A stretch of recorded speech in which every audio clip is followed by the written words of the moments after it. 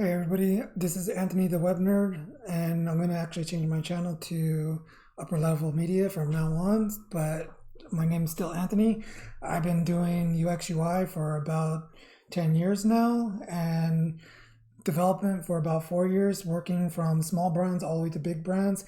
And I really want to go over a lot of scams and things that people are using on Facebook to say, "Oh, this is easy and anybody can do it," and it's no fault of the beginners not knowing what the difference is. So I really want to try to go over my perspective as a professional designer and kind of trying to help out the smaller people and trying to get them away from builds like Wix and Squarespace and things like that, and really trying to connect and build their business. At the end of the day, we're here to help each other and grow. And I really want to first thank Honesty for shooting me a message to help her grow her business. And I will say that I don't think that there is such thing as a bad design, just poorly executed. There's a lot of different things that you could do to make a website to be more beautiful. And today we're going to go over the scam that is known as GoDaddy, saying that, oh, we could you can do it yourself. And I want to just go over the things that kind of don't really help, as far as GoDaddy saying, "Oh, it's so easy," because again, Honesty did it to herself, and it's not bad. There's just different things that you could have done differently, and we're going to go over that today. So first thing I want to say is GoDaddy is really slow. In her website, there's only like 8 pictures. It should not be performing at 42%. With a regular HTML website that you can buy on ThemeForest for about $5, and then hire someone on Fiverr or Upwork for about $20, your website will go from 42% to about 60 to 70, maybe 80%, depending on the developer and what they do differently than what I would do. What I would do is kind of like buy a theme and then take out the extra stuff, but not a lot of developers know how to do that, especially on Fiverr, maybe on Upwork, but depending on how much time that they have as well, and your budget. But still, they're going to get it to at least 85% out of the gate. And working with a professional like myself who would use a framework or WordPress or something like that, we'll be able to get it to 98% out of the gate, but the difference in cost is extreme. So we're talking about $4,000 just to get a website up and running at that speed versus $100. But I will say that Amazon did a study that said if your website is like 2 seconds slower, their sales went down from like $100,000 every single day. So we're talking about, if you can get a website from 3 seconds to 1 second, your sales are going to increase, tenfold. And okay, so we're going to go through actual design stuff now, not the development stuff. One thing I will say that this link does not go to anything right now. It just actually goes to the page. Her picture actually takes up the whole entire page, which for a beauty brand, it's kind of like extreme because you can see like how close it is, but the original picture's like this. So I would actually use Canva. And one thing I will say is I'm not a fan of this picture because there's nothing to cut out. Her hair is cut off and her shoulders are cut off. So I would say, if possible, to have someone take a picture and get rid of the earrings, because you want to use like a background eliminator. So you can Google background remover and it will remove the background. So you can actually use the image in Canva and bring out, the picture itself. So this is Canva, and One thing that I like about Canva is you can just type up beauty and come up with this.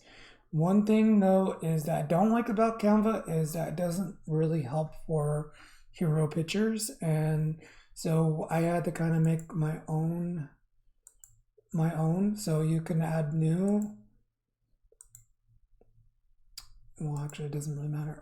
So I made my own, and what I did is I copied all the elements over to here, and then changed the size of the fonts and made it more like pastel-y color. Depending on your palette and your goals and everything else, this colors can change, but you want to definitely stay within the beauty market. Remember, within beauty market, they always go with these type of fonts with these type of fonts, and your picture would go right here instead of this, and that would kind of like bring out the beauty of the product. And one thing I will say is that I don't like about these websites is that it's not mobile friendly. So on Canva, you can't really make a mobile version for your website. It's gonna just everything is gonna just get squished, and it's not gonna really look that great. And that's why I'd rather use HTML, because you can actually control which image is displayed in mobile, and that matters because people shop through mobile, right? And if this is like squished, it's not going to look that great.